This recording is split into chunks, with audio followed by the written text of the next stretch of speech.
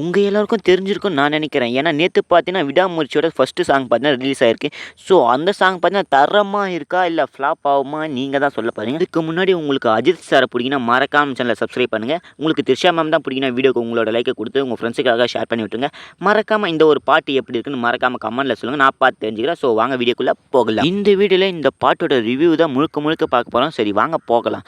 இந்த ஒரு படம் பார்த்தீங்கன்னா ரொம்ப நாள் கழிச்சு, ரொம்ப வருஷம் கழிச்சுனே வந்திருக்குன்னு சொல்லலாம். இந்த படத்து டைரக்டர்லாம் பார்க்கலாமா? மகிழினி திருமேனி அவங்களோட டைரக்ஷனில் இந்த ஒரு படம் பார்த்தீங்கன்னா தயாராகி இருக்குது. ஸோ கம்ப்ளீட்டாக முடிச்சிட்டாங்கன்னு தான் நினைக்கிறோம். ஸோ இந்த ஒரு பாட்டு சவதீகா சாங், இந்த ஒரு சாங் பார்த்தீங்கன்னா டிஃப்ரெண்ட்டாக இருந்தாலும் தரமாக இருக்குன்னே சொல்லலாம். எப்படியும் இன்றைக்கி பார்த்தீங்கன்னா இது ட்ரெண்டாகவும் நிறைய பேர் ரீல்ஸ் பண்ணுறதுக்கு கூட செம்ம வாய்ப்பு இருக்குன்னு தான் நான் நினைக்கிறேன். நீங்கள் என்ன நினைக்கிறீங்கன்னு மறக்காமல் கமெண்ட்ல சொல்லுங்கள்.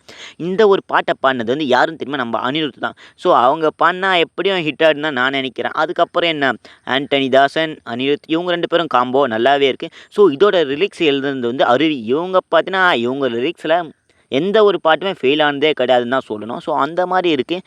அருவி இவங்களோட டைரக்ஷனில் பார்த்தீங்கன்னா பாதி படங்கள் இவங்க எடுத்ததெல்லாம் ஃபுல்லாக லிரிக்ஸ் எழுதி கொடுத்த பாட்டு எல்லாமே பிளாக் பஸ்டர் தான் ஆகிக்குதான். அப்படி தான் பேசிக்கிட்டு வராங்க.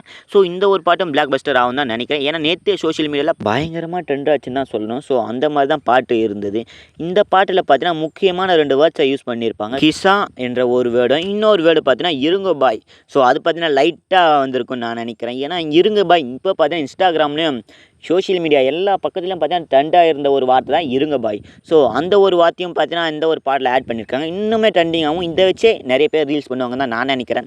ஸோ ரீல்ஸ் பண்ணாதவங்க கூட பண்ணுறதுக்கு நிறைய வாய்ப்பு இருக்குன்னு தான் நான் நினைக்கிறேன். உங்களோட கருத்து என்னென்னு மறக்காமல் கமெண்ட்டில் சொல்லுங்கள். இந்த ஒரு பாட்டை பற்றி நீங்கள் என்ன நினைக்கிறீங்க ஃபைனலாக கமெண்ட்டில் சொல்லுங்கள். ஸோ நான் பார்த்து தெரிஞ்சுக்கிறேன். இந்த ஒரு பாட்டு நினச்சி நீங்கள் என்ன சொல்ல போகிறீங்க? விஜயானா ஃபேன்ஸ் எல்லோரும் நீங்கள் சொல்லிவிடுங்க. ஸோ இந்த ஒரு பாட்டு எப்படி இருக்குது? அஜித் சாருக்கு நீங்கள் சப்போர்ட் பண்ணுவீங்களா? இல்லை எப்படி ஃப்ளாப் ஆகணும்னு நினைப்பீங்களா? நீங்கள் தான் மறக்காமல் இந்த ஒரு பாட்டுக்கு ரிவ்யூ கொடுத்தே ஆகணும்னு நான் நினைக்கிறேன். இந்த மாதிரி கன்வர்சேஷன் தெரிஞ்சுக்க ஜிஎல் சந்துரு மறக்காமல் சப்ஸ்கிரைப் பண்ணுங்கள்.